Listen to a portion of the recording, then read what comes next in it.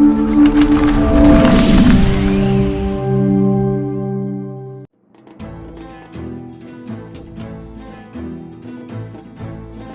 everybody, welcome to Go Bold. My name is Jody Atariwala and I'm your host. And today I'm joined with Lieutenant Abigail White. Lieutenant White is with VAQ-129, the Vikings. And Abby, you are part of the EA-18 Growler Demo Team. What is the demo team? Yeah, I'm here with the demo team today. Essentially, we're all instructors at VAQ-129, and we get to come do this on the weekend, do some public outreach, get to do some cool formation flying in front of the crowd, and that's our primary mission with that. Right on, right on. So I like to ask people their motivation to serve and why they picked the branch that they did. Tell me a little bit about your story. Yeah, absolutely. I grew up around airplanes. Both my parents are private pilots. My grandmother actually was a private pilot as well, and I learned to fly in her little 172. Nice. Got my license in that when I was 17. So always been exposed to aviation. Got introduced to the military, the idea of the military, I think by my uncle who was in the Air Force. Okay. So started to go the Air Force route, and then 15-year-old me decided she wanted to be an astronaut.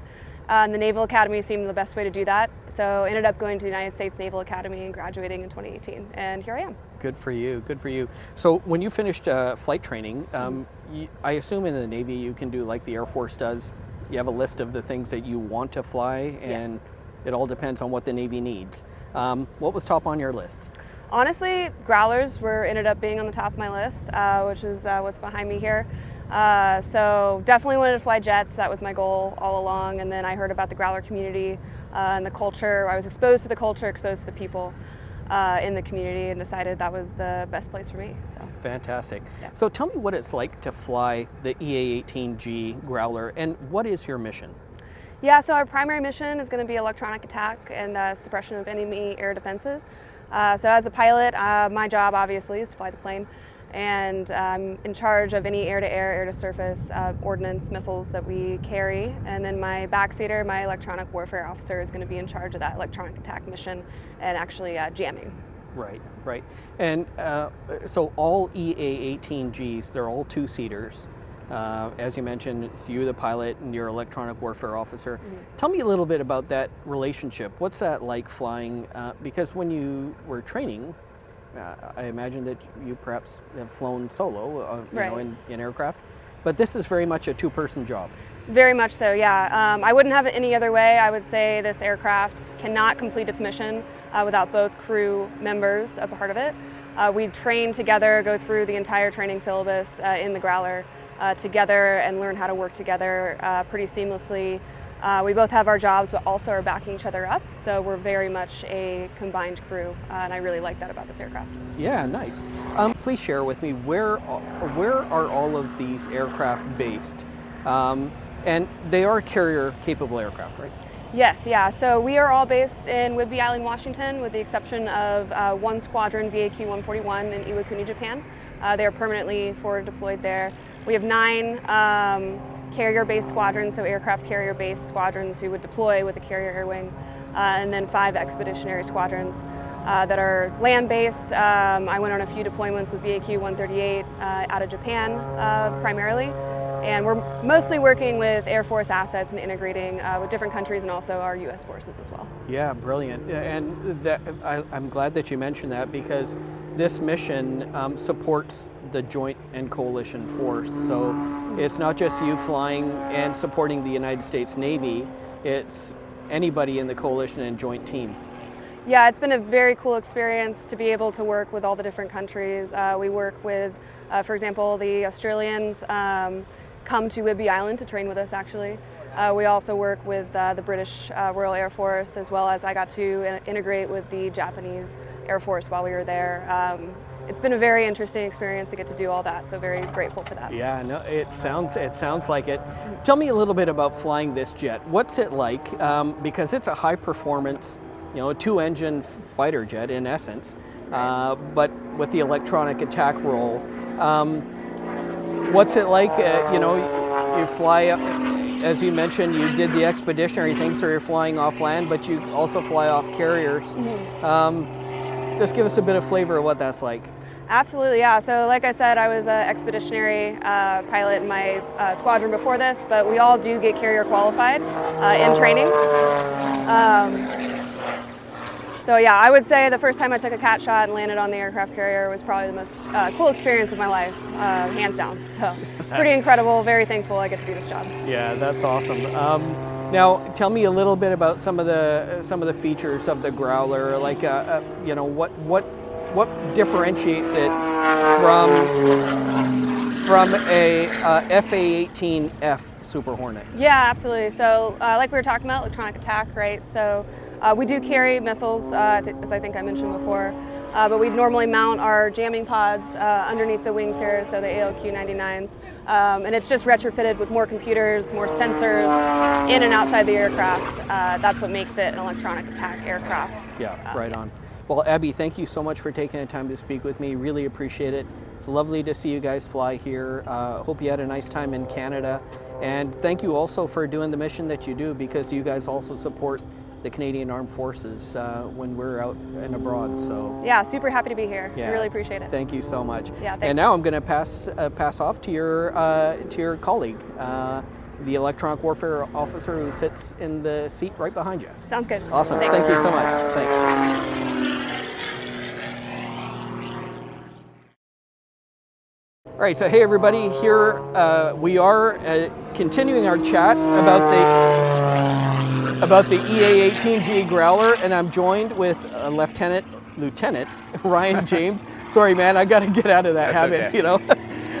Call sign Dobbin. Hey, Dobbin, thank you so much for joining me. Absolutely, it's a pleasure to be here. Thanks for having me. No, thank you. I really appreciate you taking the time to speak with me. So you are an electronic warfare officer. What exactly is your role and function, and how do you differentiate it from a weapon systems officer? Yeah, sure. So as an electronic warfare officer, I sit in the back seat of the Growler, and my primary responsibilities are navigation, communication, as well as running the electronic attack systems on the aircraft, essentially. So if you see on the wingtip pods are ALQ-218s, that's going to probably be the biggest visual identifier to see the difference between a Growler and a Super Hornet. Those will allow us to detect all those radio frequencies of the different electronic systems. And then normally on the hard points underneath the wings is where we would carry the ALQ-99 jamming pods to jam and attack those systems. And Dobbin, is the ALQ-99, is that the newer next generation jam? No, the ALQ-249.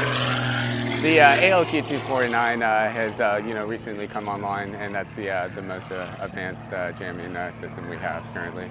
So, you know, I'm not going to ask you anything, sensitive, but in terms of doing your job, I am very curious to know how busy are you in your seat? Meaning, you've got 4 jamming pods, when you're fully loaded with them.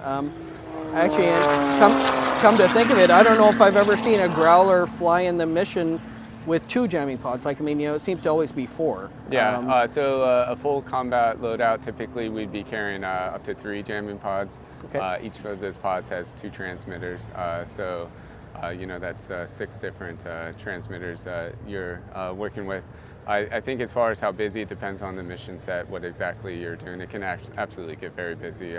Listening to the radios, listening to the pilot, backing them up, and then as well as making sure you're prioritizing what you need to with the jamming pods. Yeah, right on. Now, you are an instructor at VAQ-129, Correct. the Vikings. Yes. Behind us is an aircraft that is not, well, it's in a way assigned to you guys, but the markings say something else. Yeah, so one of the roles of VAQ-129 is they have the ability to perform kind of a higher level of maintenance than what most of the fleet squadrons will have. So for instance, this jet was given to us by a VAQ-209 So it was returned back to the Fleet Replacement Squadron. So it'll probably receive some sort of overhaul maintenance while we have it. We'll fly it to train our students, and then it might go back to another squadron. As you can see, it still maintains the NAVAIR paint job. Yeah, it's a very cool paint job. So your mission at VAQ 129, you guys are the, now is it called the Fleet Replacement Squadron? That's correct, yeah. FRS. Yeah, Fleet Replacement Squadron. So primary mission is training the new aviators who have selected growlers, so pilots and EWOs alike. They come through and we train them how to fly the aircraft, how to operate the different systems, different mission sets, and then we send them off to the fleet for their JO tour. And obviously pilot training and EWO training is different. How long are each of those periods, roughly speaking? So all the classes consist of both pilots and electronic warfare officers. So the training is the same time. Oh, okay. Yeah. Okay. And so, are they with you guys for about a year? Or? Yeah, it roughly takes a little less than a year. Okay. Yeah. Yeah, very cool. And so everything you guys do is in and around Whidbey Island. That's the home of the electronic attack mission. Yeah. So yeah, everything's primarily out of Whidbey Island. We do go on detachments throughout the country. For instance, we'll go down to San Diego for carrier qualifications, or out to Oceana, Virginia for that as well. Recently, we did a detachment down to Mountain Home in Boise, Idaho. So. Take the students on the road, give them a little exposure. Yeah, that's awesome. To kind of wrap up here, I like to get a sense of the people I'm chatting with. You have a kind of an interesting history, leading to where you are today. Yeah. Tell me a little bit about your motivation to serve and a little bit about your path to get to where you are today. For sure. So I grew up in Annapolis, Maryland, so that's where the U.S. Naval Academy is located. I've got a pretty deep family history of serving, especially in the Navy. My uncle, my father, I have a stepfather and grandfather were all served in the Navy in different roles. My grandfather was also a naval aviator as well. He flew in Vietnam. Oh, cool. So I was pretty much my whole life surrounded, by the Navy. So kind of always knew that was the path I was going to take. Sure. So I enlisted in the Navy in 2008. Served 6 years as a fire controlman. I was a CWIS technician on destroyer based out of Jacksonville, Florida. I separated from the Navy, attended college down there in Jacksonville, and completed my degree and applied for OCS, or Officer Candidate School. Went to Newport, Rhode Island, and came back. Very, very cool. And so did you ever think in your wildest dreams that you'd be going from the surface fleet to now TAC Air? Absolutely not. No. In fact, the initial plan was to go into supply as a supply officer. I went to the recruiting office. They told me naval flight officer has a better pickup rate. I didn't even know what that was. Right. We don't have naval flight officers on destroyers. We only have helicopters, so only pilots. So I looked it up, and I was like, oh yeah, absolutely, yeah. I think you chose well. Yeah, I agree. Yeah, right on. Before we conclude, just tell me a little bit about what it's like being in the Growler Demo Team. You guys are representing the U.S. Navy, the electronic attack community, the Joint Force. What's it like flying in this team? I mean, it's absolutely amazing. We get to travel all around the country, international here in Canada to demonstrate the aircraft, naval aviation. Believe it or not, a lot of people don't even know naval aviation exists. So to get that exposure and to show the kids around the country that this possibility exists, to be able to talk to them how they can maybe make it happen for themselves, it's an awesome opportunity, and then you can't beat the flying. Yeah, right on. Well, hey, Lieutenant, thank you so much for taking the time. Absolutely. Really appreciate you joining me, and I hope somebody learned a little bit about the Growler and the Growler Demo Team. Yeah, feel free to follow us on Instagram at Growler Air Show Team. Giddy up. Awesome. Thank you, sir. Appreciate it.